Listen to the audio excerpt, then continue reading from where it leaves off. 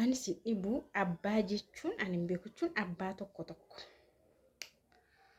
Abbaa tokko tokko. Akka carraa ta'e jechuudha. Bilbila abbaa meetii fudhadheeni ittiin bilbile. Ani yaa'u riikardii sin goone yaadannis bilbiluma isaa akkam fudhadheeni itti bilbile jechuudha. Yaa'u riikardii illee goone maallee goone maaliif riikardii godhullee hin barbaanne jechuudha yeroo sana. Kana booda garuu isan dhiisani. Kana booda immoo inni nagaadhaan mana isaa hin jiraatu. Nagaadhaan mana ho'aa keessa jireenya ho'aa keessa nagaadhaan hin jiraatu. Akkuma hankoo baxabaxamee miilaan mataan isaa wallaalamee garatti bahuuf jiru kana isallee dhiisuu jechuudha.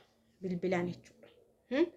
Akkanatti namni mucaasaa jechuudha. Mucaasaa kan haati isaa guddisan baay'ee meetii haadha isaatu guddise. Mucaasaa kan haati isaa guddisan amma ani hin barbaadu. Achas gadiin ergiin achas nattuun ergiin an jireenya koo nagaan jiraadha.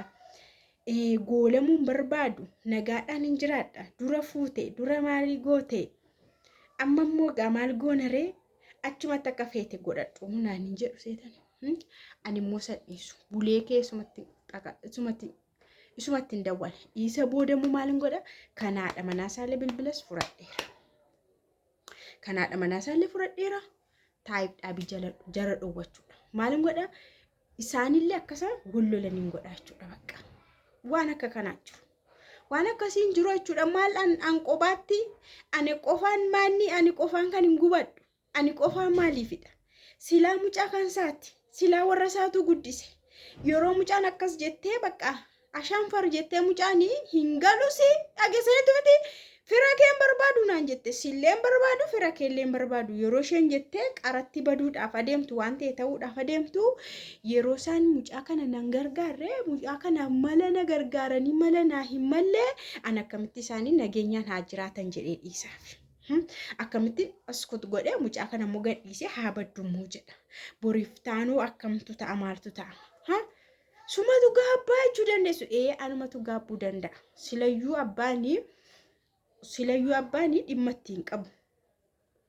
Abbaan dhimma ittiin qabusi ofii sirreeffateera wandumaa sirreeffateera mana isaa amansiifateera humaaf ittiin fiduudhaani jeequmsa barbaadu manatti maqaan shimaanii maal jedhan haadha ormaadha haati ormaan bakka beektuu hin barbaaddu maal barbaadumti dhagahuuyyuu hin barbaaddu al tokko dhageessee irra deebitee yaadachuullee hin barbaaddu.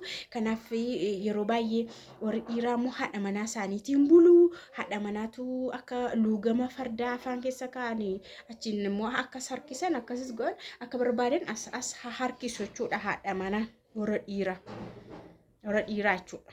Hundammoo miti baay'ee hundallee miti.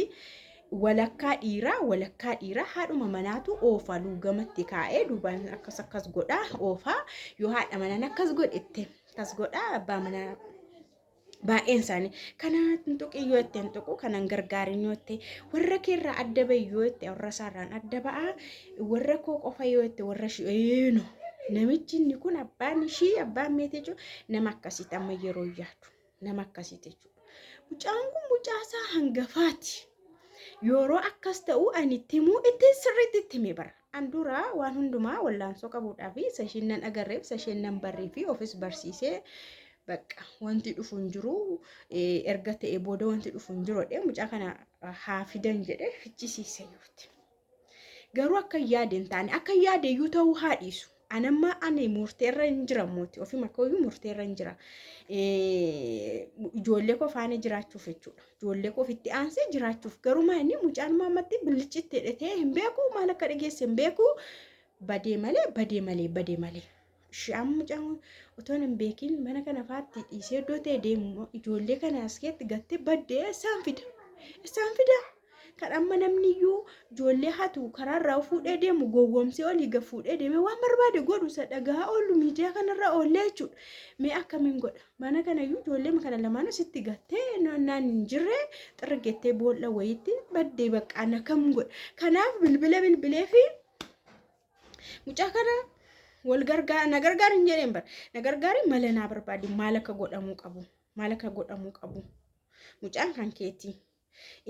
Ani mana keetti iyyuu gashi mana keetti gashi hin jenne maaliif mana isaatti gashaan iyyuu as fideen kun adda hiikamne miti adda hiikamaa irra miti mana keetti gashi hin jenne garuu furmaata barbaadi mucaan kun iddoo taa'uu dandeessu iddootti barachuu dandeessu iddootti nama ta'uu dandeessu malee zim jedhanii ma achitti gatanii sarraatenyaa nama akka taate guddattu mana namaatti hin guddadhe akka isheen jettu hin barbaanne ani dhabaayinaa kenni ishee sii kennee maal goota sarraatenya member eenyutu akka ijoollee isaatti barsiisa anamma ijoollee koo warran dhale ijoollee koo waan ta'eef itti dhama'ee nan barsiisa isaaniif hojjettuu hin ta'a malee naaf hojjettu mucaan kana garuu ta'u mana namaatti gas guddistuu ijoollee isaanii godhatu hojjettuu mana isaanii godhatu umurii kana nama baay'inaa kennina jirre akkumatti lafa akkasumatti namaa kennu.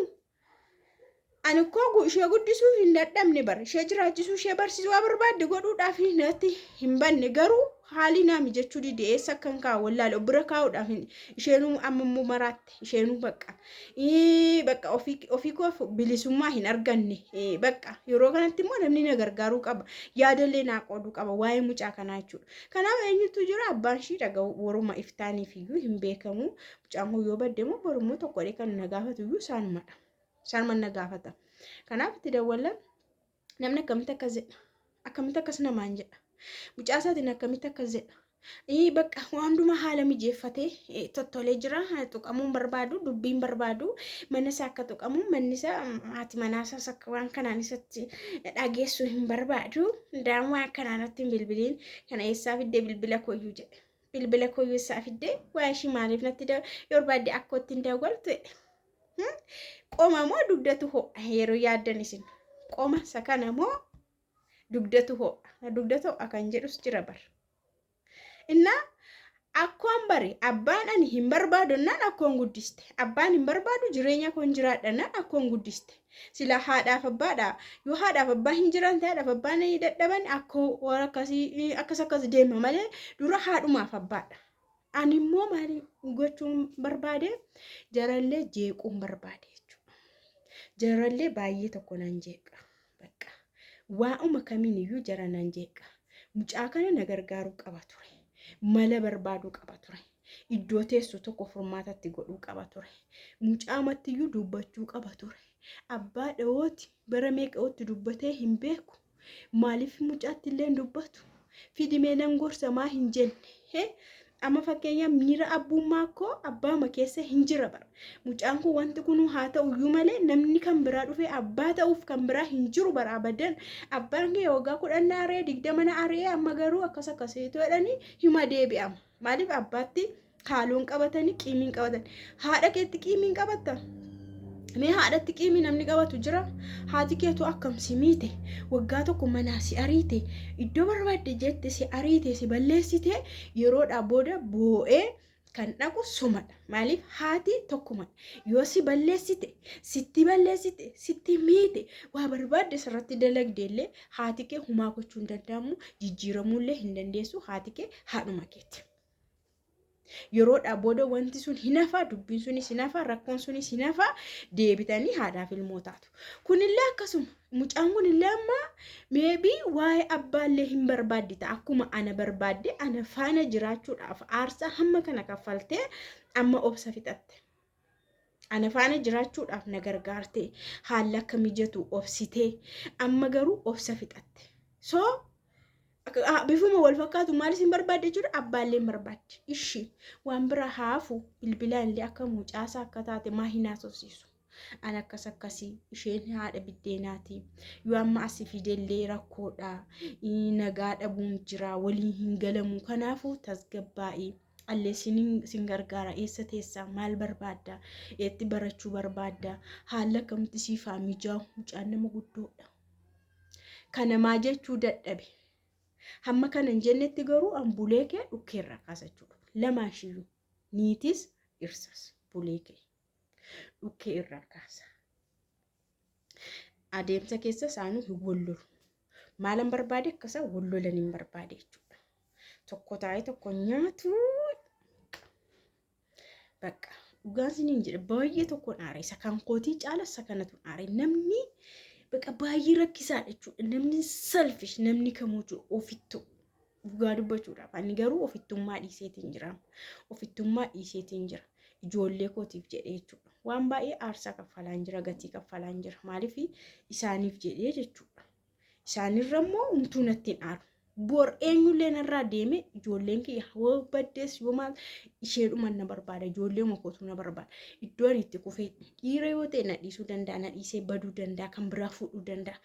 Garuu ijoolleen argitanii ijoolleen kee ammamuu rakkatanii iddoo ta'e jiran isaan lafaa siqaasa iddoo jiran jechuudha. Ijoolleen baay'ee serious.